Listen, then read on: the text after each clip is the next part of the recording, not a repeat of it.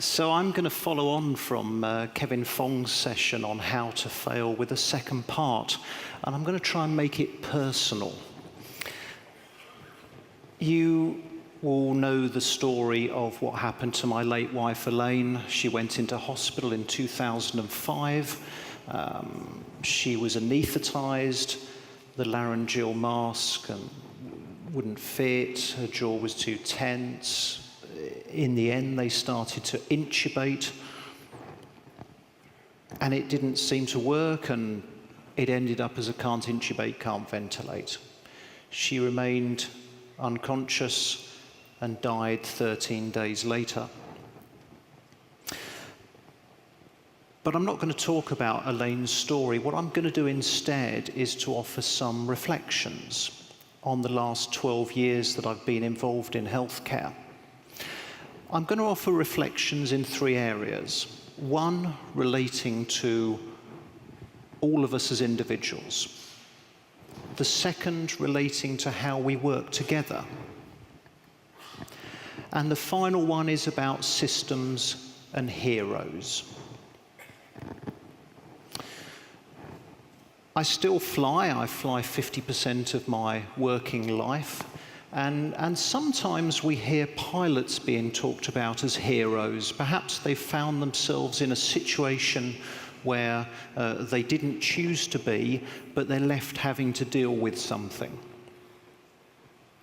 But particularly over the last couple of months in the UK, we've been reminded that when really bad things happen, the real heroes are the people who run towards danger. And those are people like you. And thank you for all you do, because you guys are my heroes. I'm very privileged to do what I do. I'm very proud of my profession. It looks quite complex when you look at the flight deck of an aeroplane. This is an old picture, by the way. I'm now a captain for a major UK airline, but this picture's 17 years old. And the reason I like it is because I have hair. And some of you youngsters may laugh at that, but it's very important. It reminds me of a true story. Many years ago at Heathrow, an American pilot was doing his welcome on board PA to his passengers, and he made the mistake of pressing the wrong switch and button, and he ended up transmitting instead across the air traffic control frequency to all the aircraft that were on the ground at Heathrow. And about halfway through his PA, he realized his error. He clearly decided it was best to fess up, so he just said on the frequency, "Gee, guys, I'm sorry, there's so many switches and buttons in this cockpit." Quick as a flash, a British voice comes on the radio and says, "Yes, but there's only one knob."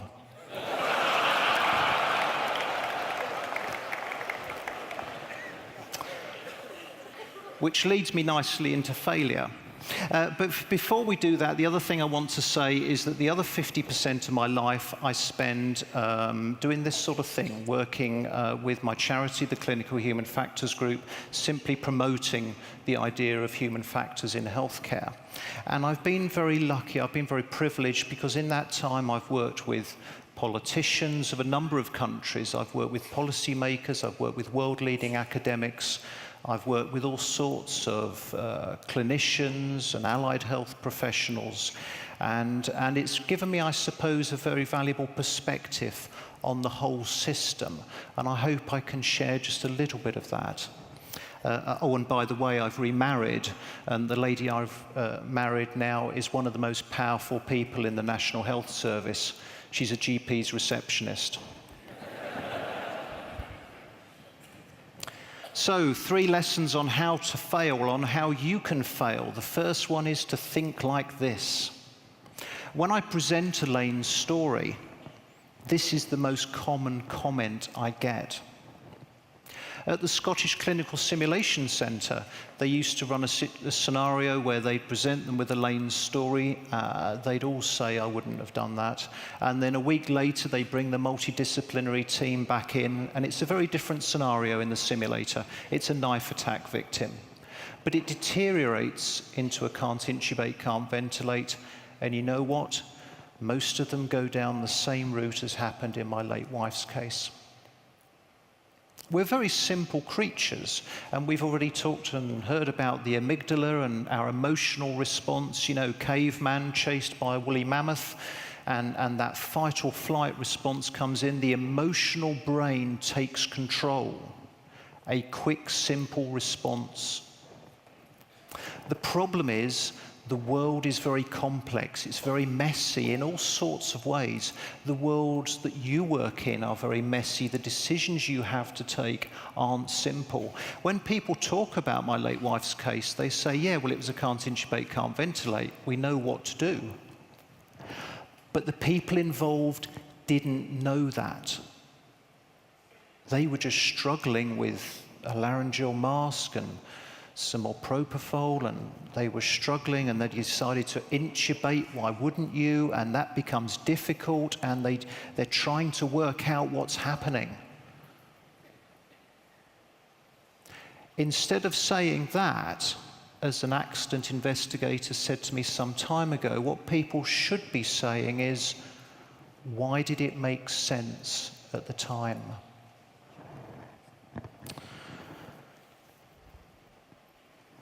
There is another brilliant way to fail. I'll let you read that.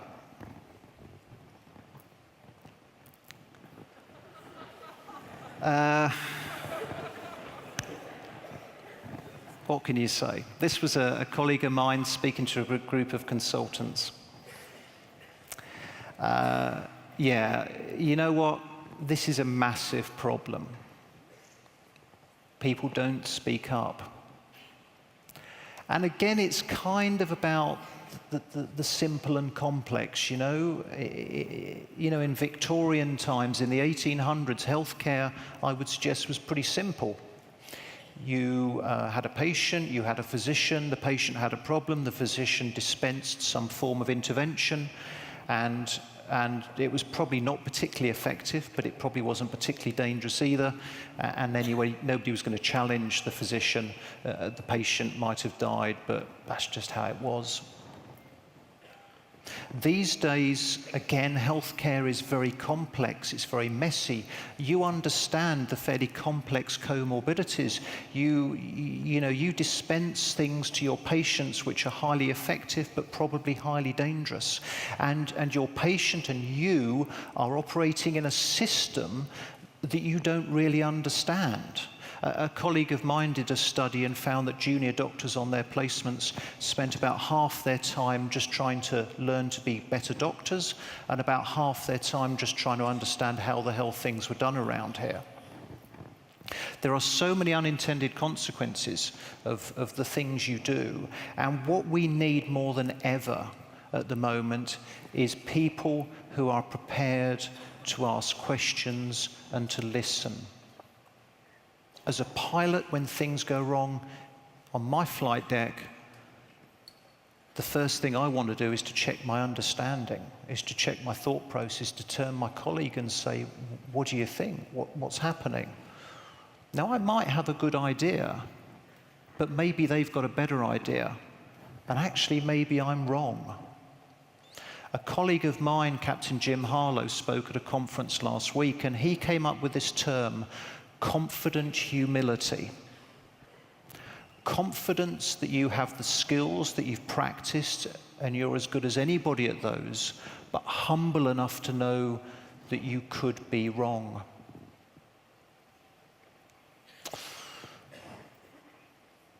I was at a school last week. I was with some school teachers last week, and one school teacher was describing to me his inner city school and the challenges they had. And he said, a lot of our children don't have the confidence to speak up in class, so we give them certain stock phrases to use. For example, I partly agree with you, but. Now, the value of those stock phrases was that when a student started saying that, the other students knew that they might be struggling to say something.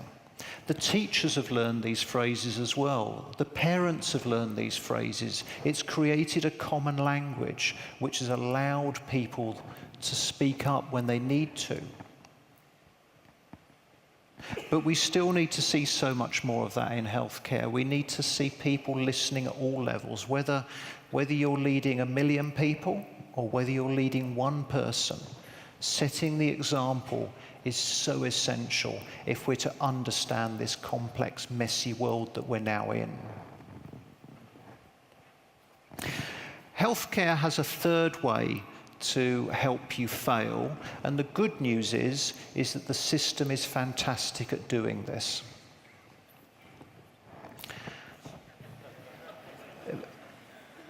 We give you systems, tools, processes. We give you drugs that do different things in similar packaging, and we just hand it to you and expect you to get on with it. We give you things that make it hard to get it right and easy to get it wrong. And this is where we get the problem about kind of systems and heroes, because you are heroes in what you do, and you will, you can cope. You can deal with all this stuff. It doesn't matter how busy, how tense it is. You're still going to go and grab those drugs from the cupboard or whatever and just get on with the job. But the problem is you're at the tip of that triangle all the time by doing that. And then what we do is we give you all these tools and we say, be careful, double check, don't get it wrong. We give you the error-prone situation and we expect you to act as the line of defense. You should really only be the final line of defense. And when it comes to thinking about systems, the best example I can think of is Professor Sid Watkins. He was the chief medical officer of Formula One. He's passed away now, but I was very lucky a few years ago to spend some time with him and chatting to him and listening to his reflections on the death of Ayrton Senna, his great friend and great racing driver. Senna died almost 25 years ago in a Formula One crash. In the 25 years prior to that, an average of one driver a year had died in an accident in Formula One. After Senna's death, in the almost 25 years since, only one person has died, I believe, in a Formula One related accident. That's an amazing achievement. What Sid didn't do was he didn't go to the racing drivers and say, hey, you're heroes, so just take it easy, be a bit more careful, slow down. He knew that wouldn't work. What he did do, though, was he started to campaign for subtle changes in track design, campaign for subtle changes in car design. He started to look at the rules that the governing body had, and he started to standardize the medical facilities at Formula One tracks. That's a lesson in system safety brought to you not from a pilot, but from a doctor. And this picture, by the way, reminds us of another dilemma that, in Formula One, people like Sid, when he was doing this, and the team principals and the manufacturers, they have a really good understanding of what work is like at the front line. They understand what their drivers are going through. If you like work as done and work as imagined by the leaders, there is negligible difference. But in healthcare, with the complex ways that healthcare is developed, we have a massive gap between what things are like at the front line for you and how things are imagined, work as imagined. And we need to reduce that gap. And it comes back to this listening. We need our leaders to listen, not to comment, but to listen and understand. And that's something all of you can do more of, and it's something I desperately want our leaders to do more of, and I will continue to work for that. Yeah, this does the rounds on social media every so often, doesn't it? And I don't know where it came from, but I love it. It's true. You know, my life is like that right-hand side to you. That's real life. When you see success, it's not been easy. We all fail, but we can learn from it. They're the things that make us better at what we do. And I try and teach my children this. I started with a family portrait. I'm going to end with one, if the slide works. So, yeah, there's Jane, my now wife. Adam is at the front. He's now 16 years old, passionate about flying and, of course, computers. Victoria's now 18, and she's also passionate about flying. In fact, she starts a job in a few months with a major UK airline working on the ground, and she's just passed a driving test. And I've inherited 2 stepchildren through Jane as well. Jacob at the back, he's training to be an accountant, but, you know. But he really sees these lessons. He's working in the head office of another major UK airline. And the other person at the back, my stepdaughter Megan, she's at the end of her first year training to be a student nurse. Or training to be a nurse, not training to be a student. And she's taken a real interest in critical care. Next year, she's got a placement being offered to her in helicopter emergency medicine. So it's funny how things go, isn't it? But, you know, this picture reminds me of the fact that I have been very lucky. I've been very privileged. And, you know, I never forget that I've been able to do something with my late wife's story.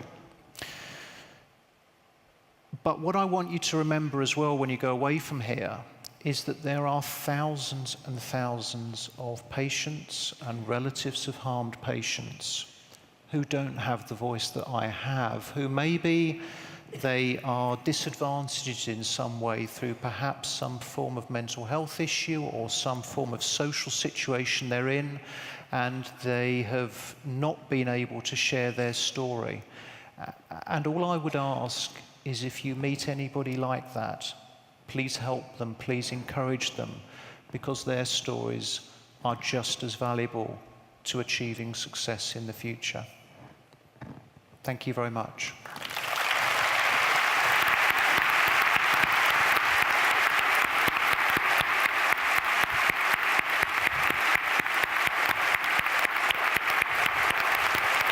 Fantastic. Once again, a great privilege for us to hear Martin speak. And we're going to go over to Twitter to see if we've got any opinion, outrage, questions, thoughts. Certainly no outrage, lots of opinion, lots of support for the message, a lot of admiration for how it was delivered. Thank you very much. One tweet reads, or I'll paraphrase, when a senior consultant makes a mistake, it's inevitable, and when a junior does, it's a mistake. Do we have the tendency to judge the inevitability of error differently, depending on the person who's at the center of it?